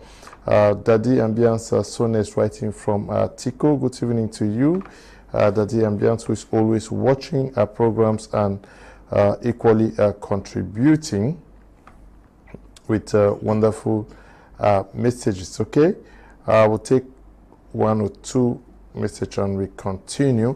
Good evening to you all. The late chairman of SDF remains an iconic personality. He actually went to all the subdivisional towns and not all the villages. Ajia Kami L is writing from Akwaya Town. Okay, good evening to you. Good evening, Mr. Leo. We are just praying that the SDF should come back to life and take their counsel back in the Northwest and Southwest. We are really suffering here in Bamenda. Good evening to you guys watching us. Keep the messages coming. We pray we have time to read some of them out. Apostle Ambe, or is it you? Even though you took okay. to explain the article too. Okay, yes. We're looking at democracy. How would you rate the democratic process as we have seen within the Social Democratic Front since the reorganization started? Yes, like I've always said, from the time of John Fru Ndi till now, SDF has demonstrated, let me say, 80% of democratic tendencies, and they are respected for that, even till date. A clear example is somebody sitting in front of us, Alex Ngeupi, who left MRC a year ago, stepped into SDF. They did not think if he was an old member. They elected him Regional Communication Secretary for Littoral. That's democracy. Democracy has nothing to do with longevity. It has to do with competence. It has to do who can get the job done. It has to do who has the credibility to offer and make the party grow. By so doing, I've seen SDF done that repeatedly. Secondly, I see SDF is not dealing with a particular age group of people. SDF deals with almost every age group. You see younger persons occupying responsibilities as well as older persons. That's democracy. I also see that there is not this stifle regional attachment, because somebody can be from Western region and he is a regional president for Littoral. Somebody can be from Southwest, is a regional president for the South. Somebody can be from Northwest, is a regional president for North. You realize that it is not just a regional stuff. It has come to a place where it's democracy, where you have freedom to work anywhere, anytime, and you can be elected based on your competence, not based on your tribal attachment, which I have seen that with SDF. Also, the chairman who started the political party also demonstrated very good, excellent characteristics of a Democrat. He did that when the elections were stolen in 1992, and he did not react like some power monger to have asked people to go down to the streets and fight and cause war or to bring anarchy in the nation. Instead, he held back the population and said human lives are more important than his political interest. That's the attitude of a Democrat. A man who is more interested in the well-being of the people than what satisfies him, like some other power mongers who want to sacrifice the entire population for their self-interest. Those are some of the things I've seen with the SDF. And if you look at it, since John Fru Ndi died, the reorganization of SDF, elections has been the main channel through which people came into power. People have not been appointed forcefully into offices. People have been voted, and we saw them gather from one region to another, meet in certain halls, conducted the elections, and hear that this person has emerged today as a winner of this in this region, emerged today as a winner, and all those things, since we're in a jet age, they are brought to our notice through social media platforms as well as television platforms. So I think by that, I think it's very important for us to note also that the SDF has been very democratic in its operation. As it stands now, the flag bearer, presidential flag bearer political party, which is on the Osi Joshua, also stands the chance equally of standing as the party chairman, which elections should be conducted. The thing was not transferred to him, as we see in most African countries where fathers die and leave the throne for their children. Also, the party has engaged discipline in dealing with members, no matter their reputation, their longevity, and their commitment to the political party, as they have evoked certain part of their constitution to deal with certain people they consider as rebels against the constitution of the political party. To me, that's democracy, where constitution is respected, constitutional reforms are made, people have freedom to vote, and they have the right to make choices of their own, not trying to hoodwink people, manipulate people, and bring them to a place under subjection that you begin to follow the rules of the set man above rather than your personal convictions. So I think those are some of the democratic principles that the SDF has demonstrated in this country, which I think, if given the opportunity to run this country and all these things they are applying, I mean, to help grow the nation. That's what I have to say for now. Okay, Alex Ngeupi, we're looking forward to presidential elections in 2025, and you will need a new generation of Cameroonians to join the fold of the Social Democratic Front. How are you also envisaging attracting the current active generation into the Social Democratic Front? Oui, il faut déjà dire que déjà le SDF qui est un parti vieux de 30 ans parce que c'était créé en 91, mais l'existence, les bases de la création, c'est en 23 mai 1990, lorsque les gens ont été piétinés par Bamenda et ils sont décédés. Donc voilà. C'est un parti où les gens sont entrés jeunes à l'époque et ces personnes ont pris de l'âge. Okay? Aujourd'hui, il y a un engouement nouveau pour la jeunesse. La jeunesse est en train de rejoindre le SDF. Vous avez les jeunes aujourd'hui, l'élite dirigeante est à 70% des jeunes. Hein. Parce que même quand on voit les différents candidats, vous allez voir que les trois candidats qui sont les trois personnes qui veulent être chairman, l'âge moyen de ces trois candidats est de 53 ans. Les trois candidats, c'est-à-dire qu'ils sont jeunes, ils sont relativement jeunes. Vous avez au niveau des candidats qui veulent être deuxième vice-président, l'âge moyen est en deçà de 50 ans. Donc voilà, vous avez au niveau des bureaux régionaux comme le bureau régional du littoral, où l'âge moyen du bureau régional du littoral est en deçà de 44 ans. Ça dit que quand on essaie de calculer, donc il y a une jeunesse, il y a une attraction. La jeunesse a son mot à dire SDF, la jeunesse occupe des postes importants. Le premier vice-président, qui aujourd'hui est président par intérim, le président où je suis au choix, il a moins de 52 ans. Donc il fait partie dans la politique, comment dire, la jeunesse dans la politique camerounaise. Hein. C'est-à-dire que voilà, il peut dire qu'il est jeune et comparé à d'autres pays ou d'autres partis politiques où les présidents il y a plus de 60 ans révolus. Il faudrait dire que les élus du SDF, vous allez voir l'Assemblée nationale, vous avez 3 élus du SDF qui ont moins de 55 ans. Assemblée nationale, moins de 55 ans. Donc l'âge moyen ici là-bas est relativement bas. Vous allez voir que le SDF qui s'annonce, plus du SDF ISPAC, hein, et c'est pour nous l'occasion d'inviter la jeunesse à rejoindre massivement le SDF, parce que les candidats l'ont dit, hein, parce que je ne peux pas faire la promotion d'un candidat, parce que moi je fais la promotion du parti politique du SDF, et les différents chairman, quand j'ai eu à discuter avec les différents chairman, ils ont dit qu'il faut s'attaquer au mot qui mine le pays, le Cameroun, le chômage. Et quand on parle de chômage, on voit la jeunesse. Les jeunes de moins de 30 ans ne travaillent pas dans ce pays. Vous avez des personnes qui sont surdiplômées, qui sont diplômées, qui sont ingénieurs à 21 ans, qui n'ont pas d'emploi, qui n'ont jamais eu de premier emploi. Vous avez des jeunes Camerounais qui ont 30 ans, qui n'ont jamais eu d'emploi dans le domaine. Ils deviennent des bien-skinners.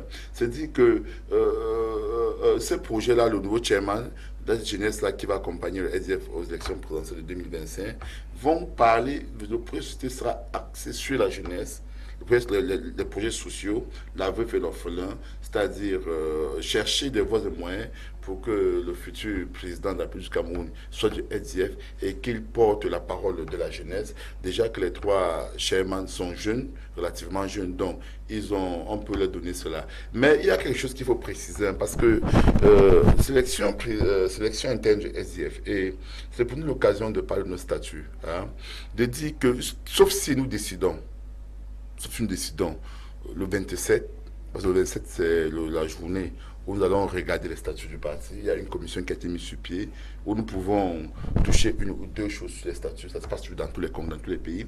Donc, sauf si nous décidons de modifier cela, mais je peux vous dire qu'au SDF, le nouveau chairman n'est pas de facto candidat du SDF à l'élection présidentielle. C'est l'un des rares partis politiques qui a cette disposition-là. Nous passons aux primaires dans le SDF, sauf si nous modifions cette disposition lors du prochain congrès, qui aura lieu le 27-28. Donc, il faut que les gens comprennent ce que c'est que le SDF. C'est vraiment l'égalité des chances pour tous. C'est ça le SDF. L'égalité des chances pour tous, et à tous les niveaux, à tous les citoyens. Et nous tenons. C'est-à-dire qu'Alex Ngeupi, qui est membre du bureau régional du SDF et qui est militant Massé comme mon président de Massé conseil électoral de la 5e, c'est Marcel Tadjo qui est mon président. Je suis militant de sa conseil électoral.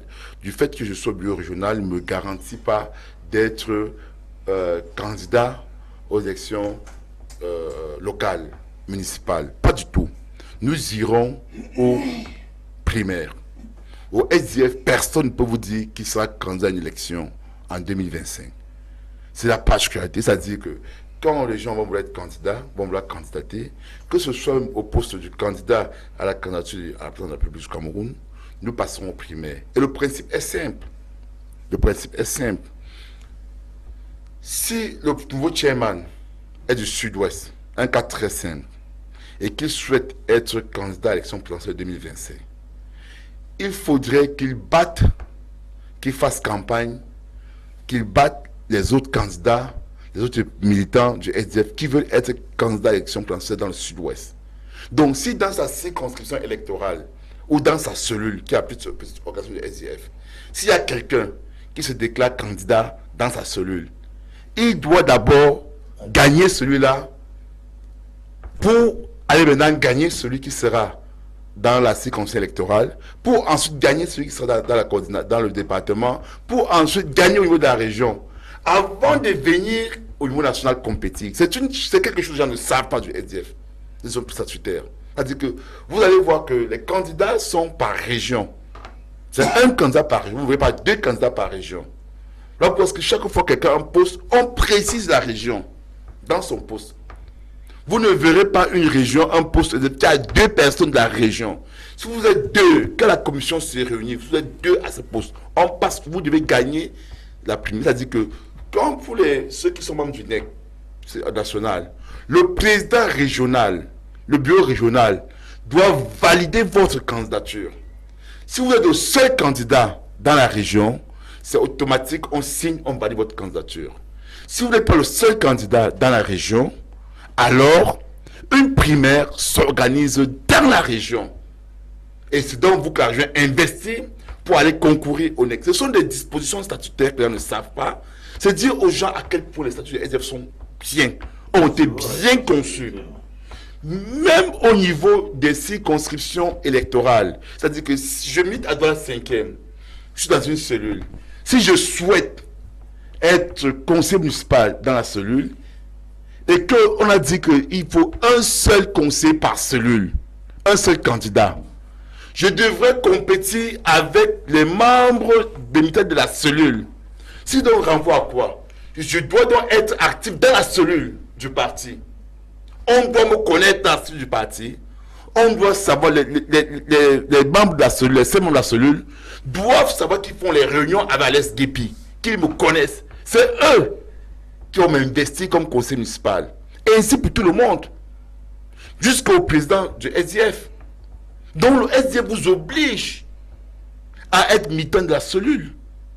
Et c'est ça que nous vendons aux Camerounais.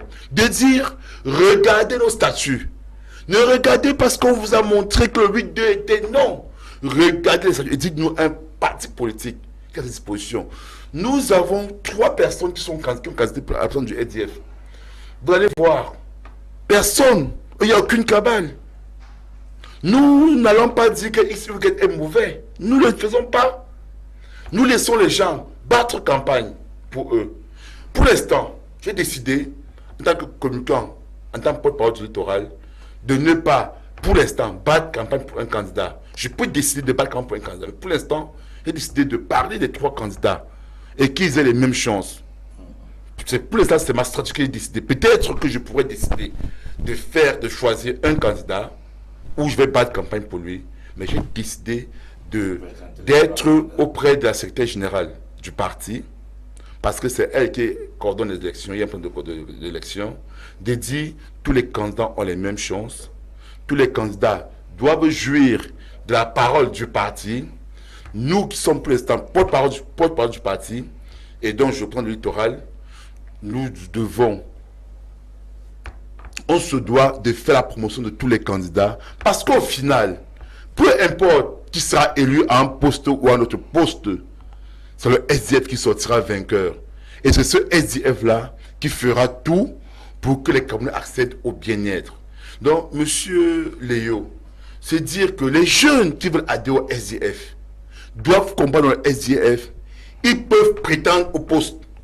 Ils peuvent prétendre à diriger, à gouverner ce pays. Qu'est-ce qui ne vous dit pas que le prochain candidat à l'élection du Cameroun, du SDF 2025, ne sera pas militant venant du Nord Cameroun, ne sera pas peut-être un militant que vous ne connaissez pas, mais un militant qui sera adoubé par le parti. Okay. D'ailleurs, cela s'est prouvé, démontré, qu'en 2018, le candidat n'était pas le chairman. Le candidat était le premier vice-président. Et qui a eu une primaire que les gens ont vu. It was a highly contested election for him. Oui, donc c'est dire que le SDF est ce parti-là qui donne aux Camerounais de bons statuts. Venez et adhérer à la social-démocratie, au social-démocratique. Let's take the second intervention by Kejan Henry, who is hoping to become the Communication National Secretary for the Social Democratic Front. Also telling us, still in the process of how things went through the party for us to get to the level of a convention. At this level, we can see that everything is ready. We are all set for the convention. Here we are talking about 9 days to the elective convention, the ordinary 10th ordinary convention of the Social Democratic Front, slated for the 27th and 28th of October 2023. So far, the organizing committee has been doing a lot of work. There are too many subcommittees that were created, communication subcommittee.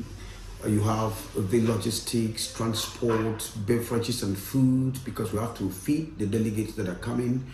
And then you have the protocol, because we have to make sure everything is in order, where we're going to have more than 2,000 or about 2,400 delegates that are coming with dignitaries from the diaspora, from our partners, from sister parties, from trade union organizations, and so on and so forth.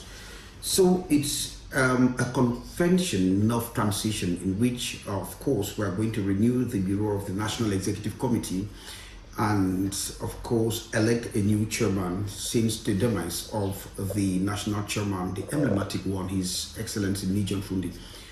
But then you understand that all the subcommittees are doing their work. They are doing their work perfectly, and the organizing the chairperson of the organizing committee, I'm talking about Mayor John Donatus, has been doing a marvelous job. Level-headed, a man he is. And you will accept with me that he has always been tested and he has always been trusted, because he does a good job. As I've never known that skill.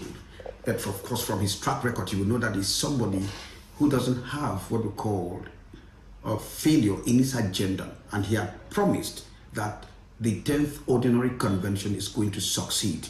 When the national chairman, His Excellency John Fru Ndi, may so rest in peace, before he died, had conferred on him that responsibility to be the chairperson of the organizing committee of the 10th Ordinary Convention, he accepted and said, I am going to make it.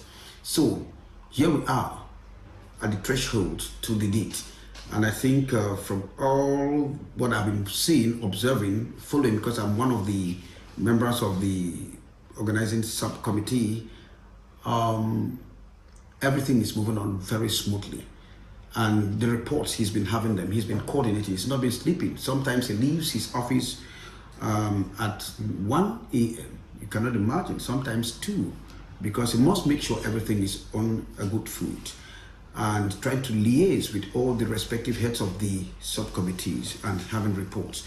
That is how we are. This team is already on, and I will tell you that the number of delegates and dignitaries that are going to come in terms of security, I even forgot that subcommittee that is headed by Honorable Fusindamuko, is doing a wonderful job. Just everyone.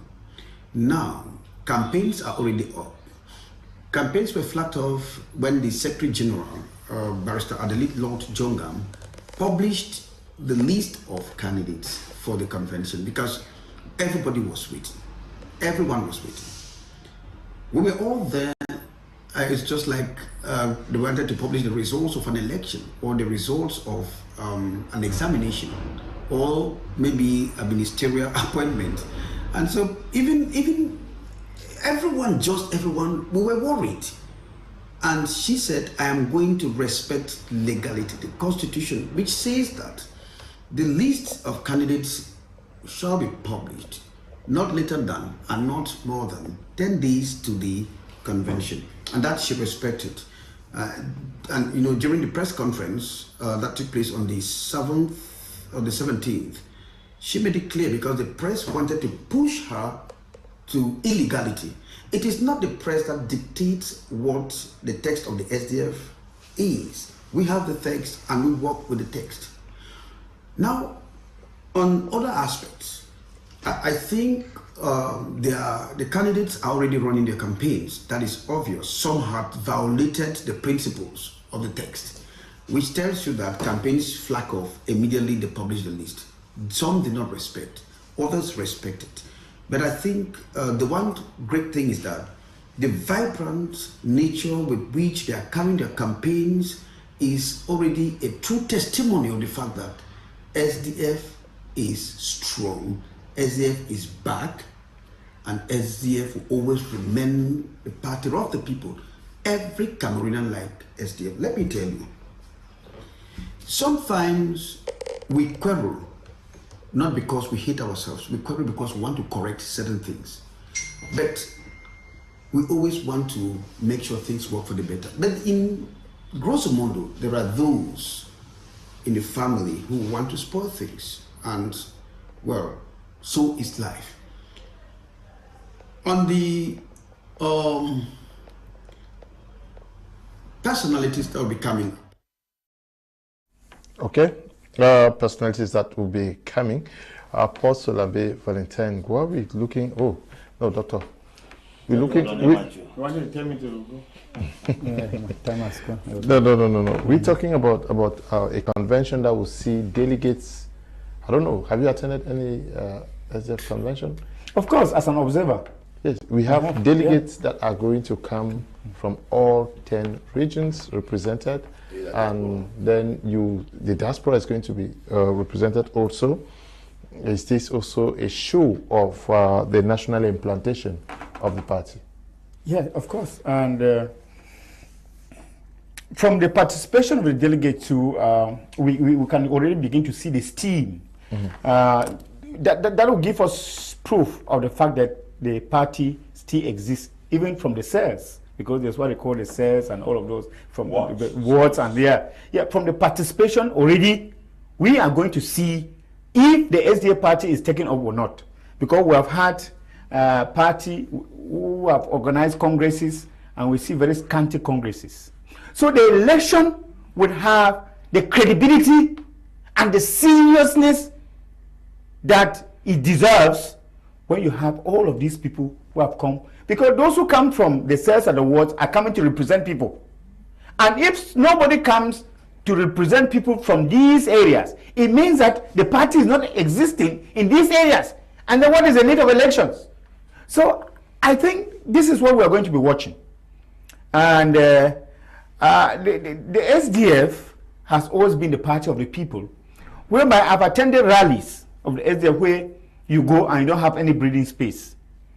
It is this excitement to attend and be part of the history-making event that the SDF always had in the past. And therefore, this is what we want to see during the next elective Congress in Yaoundé, where we want to see people, even from overseas, coming for the SDF, because it reached at a point where, since they said they are already organizing the requiem for the SDF, I mean, people didn't think that sacrificing for the SDF is worth any longer. It is a time to disprove observers. Many observers who have lampooned the SDF to say that it is a dead party. It is a time to let the people know that rather the SDF is celebrating its Thanksgiving and not a requiem by the number of participants who are going to come. This will be the first disapproval, actually one thing that would actually make people to know that something is serious within the SDF, that people still have the zeal to carry on with the vision of the SDF. We expect to see that, and that we don't want that kind of election where they say there are 400 and something eligible voters, and then you have 100 people voting. Then the election really would not really have the weight that is needed. So we need, if we have 400 and maybe 430 people who are supposed to vote. Use Academy. Voilà. So we are expecting at least, if not 2,000 at least, let 2,000 eligible participants be there to give the steam. And this will also send a message to dissident members who think that they have left the party and that yes, and the party has just collapsed. Because some people think that they are indispensable. There is one of the things in this world that you think that you are the pillar of a thing, and that when you leave this thing, will just collapse. This will send a message to those who have gone that the party is still waxing strong, and they will begin to have that desire, that zeal, that zest to come back to the fold. And you see that afterward, you're going to have people coming back when you must have this participative, this team that will go with the Congress. Congresses are usually a moment where people exercise their loyalty. People actually exercise, their strength or their dedication to an ideology or to a particular goal, vision. And therefore, this is what we want to see with the SDF, that alacrity response that will go with the desire to revamp, to revive, to rejuvenate. This party, this legendary party called the SDF, and that as from 2030 we are in the year of the Lord 2023, and that many people will now begin to have some fear for 2025 to say that if the SDF have come back to life and we thought it is dead, then we are for a march in 2025. Okay, Apostle Ambe Valentine, we don't have much time left. And this convention, how do we effectively get dissident militants to be reconciled to those who are within the party now? What practical steps must be taken?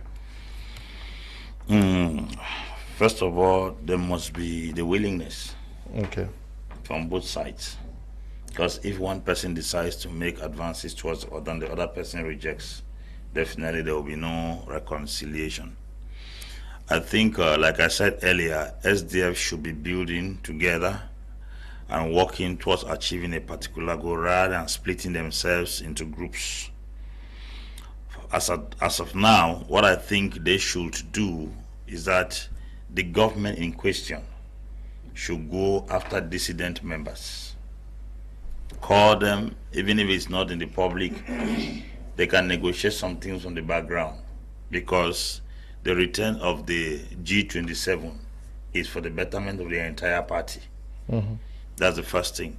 Number two, the G27 breaking away demonstrates a certain level of arrogance, and it will take only a humble man to bring an arrogant person back on track. I think the executive bureau should be humble enough to get to these guys and try to talk things out with them, because at the level where they are right now, they are too arrogant to make a U-turn. They don't want to accept that they don't want to accept that they are defeated and they will come back to the party. But to me, for the growth and the growth of the entire political party, it is good for those who are in office right now to manage and get to these guys, talk to them, and let them see how they can bury the hatchets, and then be able to work as a team again to get the entire party running. Because to me, this D27 they are practically nowhere right now because they have not joined a political party. So, and then the other party of it is that these G27 also, they are very strategic. We cannot undermine their role in the political party. You discover that the persons who have backed out are people who had very, very pivotal role to play in the political party SDF. So I think their departure has created that vacuum that the SDF needs to some extent, go after them and bring them back home. It is true. Someone said that you don't beat a child with your right hand and throw the child with the left. When you beat a child with the right hand, you pull the child back with the left hand. So I believe the SDF political party and the existing executive bureau should look for every means possible to see how they can have a background meeting and discuss some issues with these guys, understand their grievances, talk with them, and be able to see how they can reconcile so they can put the enemy to shame, because the splitting of this political party is for the good of other political parties as well as the ruling party. So it's like you are fighting within your house and expecting your enemy to fall. No, you're only empowering your enemy by fighting. So I think if they look at it critically and realize that their major enemy, which is the ruling party, is winning while they fight within themselves, they will see a need to sacrifice their pride, to sacrifice their ego, and see how they can be able to work together as a team to build the party back and then face their common enemy. So to me, humility is needed, good faith is needed, and also wisdom is needed to bring back the dissidents of the political party SDF. Alex Ngeupi, we are also talking about 2025 and the need for parties to start engaging in working partnerships with other political platforms. Is that what we should also expect from the new governing body that the SDF is going to be electing in the next 10 days? Oui. Ce qui est sûr, c'est que nous travaillons toujours en collaboration avec les autres partis de l'opposition. Et ça, je pense que ça ne va pas changer, car déjà, ceux qui vont être élus sont moins de 5 ans qui sont élus. Vous comprenez un peu. Vous avez tous les délégués déjà sont les cadres du SDF. C'est-à-dire que ce sont les cadres régionaux du SDF. Donc, ce qu'on va élire sont les membres... sont les hauts cadres bureau national. Donc, il y a déjà plus... Donc, le parti est déjà en fait là, c'est implanté. Vous avez 2400 délégués, mais en réalité, quand on voit les gens qui gèrent le SDF, c'est à peu près plus de 8000 personnes. Il y a des structures pour 8000 personnes. Parce que ce qui est que vous allez dans les circonscriptions d'arrondissement, vous faites à peu près 23 personnes. Il n'y a que 6 qui iront aller au congrès pour élire. Là, donc, sur les 23 personnes, et si on met les conseillers, on va dire les 30 personnes avec les conseillers. Donc, il n'y a que 6. Donc, il y a 24 personnes dans chaque arrondissement qui vont implanter, qui ne votent, qui ne seront pas là, mais qui sont dans les instances de gestion du parti. Dans chaque cellule, c'est encore le même nombre. C'est 16 personnes. On met que ça fait 20. Donc, vous vous rendez tout compte que, en réalité, nous qui sommes 2400, il y a plus de 2400 qui sont là, qui dirigent le SDF, qui ne prennent pas part. Donc en réalité, ce n'est que 50 personnes qui vont être là, que les hauts cadres. C'est donc dire que déjà, la vision, le SDF est déjà implanté en fait. Vous comprenez. La discussion, collaborer avec les autres partis de l'opposition, pourquoi pas. Nous le faisons toujours.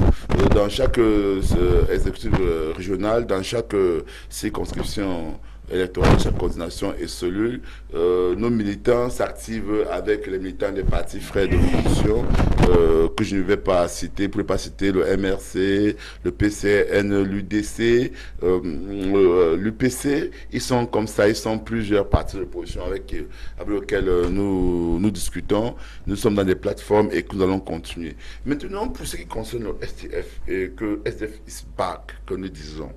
Disons au peuple camerounais, SDF is back, ok?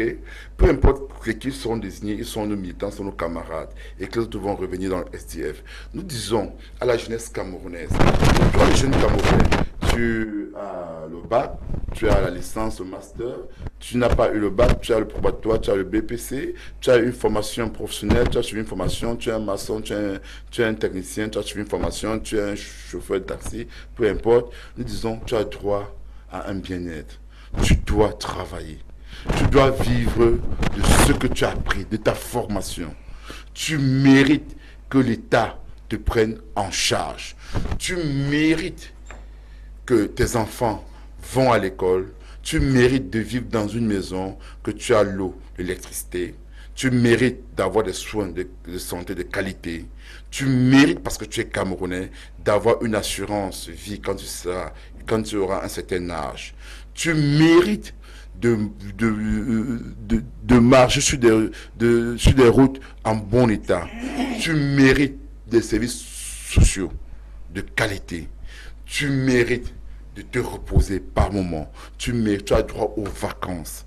Nous disons, le système ultralibéraliste qui a été implanté depuis longtemps montre ses limites. Ce système échoue parce que comme on est un pays ultralibéral. Toi qui travailles dans les entreprises camerounaises et tu as passé 20 ans, 30 ans dans ces entreprises-là, tu n'as pas vu ton salaire accroître. On a toujours considéré, depuis que tu es entré là-bas, 50 000 francs. 20 ans plus tard, tu as 75 000 francs. Entre-temps, 20 ans, le coût de la vie a énormément évolué. Le sac de ciment qu'on vendait à 1 800 francs est devenu 5 500 francs CFA. Le pain qu'on vendait à 50 francs coûte aujourd'hui 150 francs CFA. Mais ton salaire a augmenté seulement de la moitié. Tu comprends donc que les revenus que tu as ne te permettent pas de vivre. La chambre qu'on louait à 2500 francs coûte aujourd'hui 25 000 francs CFA. Tu ne t'en sors pas. Le studio qu'on louait à 10 000 francs, aujourd'hui on le loue à 50 000 francs. Tu ne t'en sors pas. L'appartement qu'on louait à 25 000 francs, aujourd'hui on le loue à 150 000 francs. Mais ton salaire c'est 150 000 francs. Comment vas-tu louer un appartement à 150 000 francs? Tu es payé à 150 000 francs le mois et tu as un appartement à 150 000 francs. Comment vas-tu faire pour louer cet appartement, envoyer tes enfants à l'école, te soigner, te vestir, avoir le bien-être? C'est pas possible. C'est pourquoi nous disons SDF que toi, le jeune étudiant qui termine tes études supérieures et tu n'as pas le premier emploi, nous sommes dans le socialisme. Nous estimons que les entreprises camerounais sous notre présidence, la du SDF, va tout faire, va booster, va donner une aide, un accompagnement aux entreprises pour aider le premier emploi. Que si une entreprise, si le docteur qui est ici a une entreprise et qui doit avoir 10 employés, nous lui dirons, dans tes 10 employés, tu dois garder 2 places pour le premier emploi. À cause de ces 2 places-là, les Camerounais qui n'ont pas encore l'expérience dans le travail, qui sont des jeunes étudiants sortis de l'école, parce que tu as ces 2 Camerounais-là, nous allons te subventionner, nous allons t'alléger, nous allons faire un allègement fiscal pour que ces Camerounais-là, pour que tu puisses les prendre en charge, parce qu'on sait que quand ils viennent au premier emploi, ils sont formés par l'entreprise. Okay. Donc, nous estimons qu'aujourd'hui, toi qui travailles dans une entreprise pendant 30 ans, tu dois être actionnaire de l'entreprise. C'est ça l'idée du socialisme. Parce que quand tu as 5 mois de salaire, 10 mois de salaire impayé, en fait, quand on ne te paye pas, ça veut donc dire quoi en termes économiques? Ça veut donc dire que ton patron, tu as prêté ton argent à ton patron pour qu'il fasse fonctionner la boîte. Donc, puisque quand on fait 5 mois sans te payer, donc tu as droit donc aux redevances, en plus contre ton salaire, tu as droit aux redevances que produit les bénéfices de l'entreprise. C'est ça l'idée du socialisme. Nous disons à nos frères qui sont dans le nozo, la crise du nozo, nous avons compris vos plaintes, vous avez compris vos pleurs, nous avons compris de quoi est-ce qu'il en retourne. Nous avons compris que vous avez besoin d'une autonomie, vous avez besoin de gérer certaines ressources. On ne peut pas concevoir que le pétrole soit produit à Limbe et qu'il y ait une raffinerie à Limbe. Mais qu'à Limbe, on n'ait pas de bonne route. Qu'au sud-ouest, on n'ait pas de bonne route. Qu'on ne puisse pas avoir une autoroute entre Bouya et Bamenda directement. Pour aller à Bamenda, il faut passer par le littoral, aller à l'ouest avant d'aller sur Bamenda. Alors qu'on aurait pu faire une autoroute Bamenda-Bouya, bitumé, alors que les richesses sont produites. Donc, nous disons donc que toi qui as pris les armes, ce n'est pas la solution. Le fédéralisme est la solution. Nous allons, si nous prenons le pouvoir et que tu vas nous soutenir, nous allons donner une certaine autonomie aux États fédérés, aux régions, afin que ces régions-là puissent administrer. Que ce soit au sud du Cameroun où on produit le bois, et que là-bas, le bois de ton lit que tu dors dessus, tes meubles sont importés, alors que tu as le bois. Nous estimons que le bois qui est produit au sud, nous pouvons mettre sur pied une grosse entreprise de métier bois à partir des États régionaux du sud. Le SDF aujourd'hui est dans cet esprit-là. La forme d'État unitaire a échoué. Notre convention que nous allons faire aujourd'hui, c'est une convention de refondation. C'est une convention de coming back. Et cette convention-là va permettre aux Camerounais de connaître ce que le SDF. Les enseignants, nous l'avons dit, un enseignant comme peut toucher 300 000 francs CFA. Notre président, notre candidat à l'élection en 2018 avait dit cela. Et malheureusement, ça n'a pas été repris. Qu'on pouvait payer le SMIC à 150 000 francs, échelonné sur 5 ans. 5 ans plus tard, le SMIC est quitté de 35 000 francs à 42 000 francs. C'est rien, c'est pas suffisant. Donc, les enseignants du secondaire, du secondaire, du primaire, sachez que le salaire minimum qu'un enseignant, qu'une institution doit avoir, c'est 300 000 francs. Comparé aux revenus, comparé au prix. Comparé au prix des produits sur le marché. Faites confiance au SDF. Nous allons prendre votre destin. Dans les prochains jours, nous allons lire un nouveau chairman qui mettra à votre disposition un meilleur programme pour que le Cameroun demain soit un Cameroun où les Camerounais auront accès au bien-être à travers le social, à travers la social-démocratie. Je vous remercie. Merci d'être venu, Alex. C'est moi qui vous remercie et je dis à tous les candidats, la compétition est ouverte, le SDF sortira vainqueur. Notre secrétaire régional a dit SDF is back. Alors, bonne chance à tous les candidats. Thank you very much, Dr. Ndimancho, for coming. Thanks so much, Mr. Leo. I will be an observer. I will certainly be in Yaoundé to observe the SDF Convention, and it is an important thing. But as a last comment I will make is that one of the things I will wish to have the SDF left as candidates is somebody who is flexible, who will be able to get into talks with other political opposition parties. We know of people who have been alleged to be collaborating with the party in power whatsoever. But I think the SDF should look for somebody who could be flexible. If not, it's going to be a long walk again for them. Experience has shown that, and Gabon too showed us that experience, that it is only when the opposition come in a concerted, synergized effort that they'll be able to unseat a tight government, an autocratic government. And therefore, going as a single person, no matter how visionary you are, you will not succeed. So I pray that SDF should get somebody with a level head who could be able to negotiate, to talk, and get other opposition parties come into play and they team up to get Cameroon better again. I wish good luck to the SDF. As he said, Alex has said, it's a comeback of the SDF. All of us will be witness to that next week, Saturday. Okay, thank you too, Apostle Ambe Valentine. Thank you, Mr. Leo. Thank you, viewers, for being part of this edition. It's been enriching. Thank you very much. Mr. Leo, maybe I just ask for a second. Okay. Next Saturday too, having my book launch in Yaoundé, and all those who are in Yaoundé, please, I will be meeting you all in Yaoundé for my book launch at Monte Chapelle Obili, and Bois Hop. We'll all be meeting there at some 2 o'clock for my book launch. Thank you so much. Okay. Thank you. Yes, Alex, you have 1 minute. Ne parle pas beaucoup, s'il te plaît. Oui, je vais dire que j'ai quelque chose qui me tient à cœur. Je suis homme politique. Je suis actuellement à la zone de recasement où j'ai de la famille là-bas, des amis. Nous avons été saisis par des personnes qui se sont fait casser là-bas de manière arbitraire. C'est une casse que les gens sont habitués. Il s'avère que le maire, le chef de Yassa, a décidé d'aller casser les populations qui sont installées depuis 2002 dans une parcelle de terre. Cette population-là, la famille qui a vendu ces parcelles de terre à cette population-là, ils étaient au tribunal et une partie a gagné le procès. Cette partie donc a vendu les terres aux populations à bénédiction de justice. Il savait que le maire de le Yassa est venu en 2017 disant que c'était ses terres.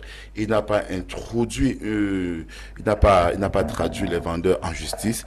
Et il y a de cela 5-6 jours, il a amené les engins, les gros bras avec les agents municipaux, plus de 40 agents municipaux, les gendarmes et les militaires, qui ont retiré leur badge. Ils ont cassé les populations à 9h à l'oriental de leurs occupations. Sans aucun document, rien. Il a dit qu'il était l'ami du maire et possible Douala 3e, l'ami du sous-préfet de Douala 3e. Aujourd'hui, le sous-préfet a réuni ces populations-là pour une négociation. Nous demandons toujours que ces familles qui ont été cassées, que l'État regarde ce qui s'est passé de ce côté-là et que ceux qui ont cassé produisent les documents qui respectent l'ordre, qui respectent les décisions de justice. Thank you very much, Alex. Thank you. Thank you, and to the production team we say thank you, and also to all of you who took time off to watch tonight's edition of Prime. Stay blessed. Bye bye.